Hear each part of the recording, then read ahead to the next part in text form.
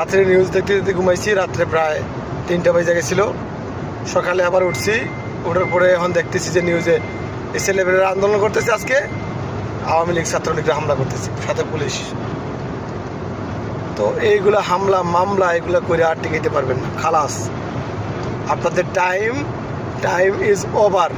গণ অভ্যুত্থান অসহযোগ আন্দোলন হয়েছে, কয়েক ঘন্টা কয়েক মিনিটের ভিতরে আপনারা এমনি গদি থেকে গদিচ্যুত হয়ে যাবেন।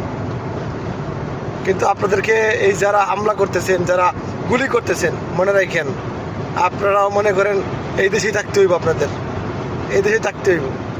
আপনি আজকেই উইড়া জেলে যেতে পারবেন না। আপনি কোথায় যেয়ে লুকাইবেন? টেটনাফে না তেতুলিয়ায়? মানুষ খুঁজা বাইর করবো, খুঁজা বাইর করে রাস্তায় খুঁটির সাথে বাইন্দা জুতার মালা এবং গণপিটুনি দিব, মনে রাখেন। অবস্থা খারাপ হয়ে যাব। আর এই বাচ্চাদের হাতে এই ছেলেদের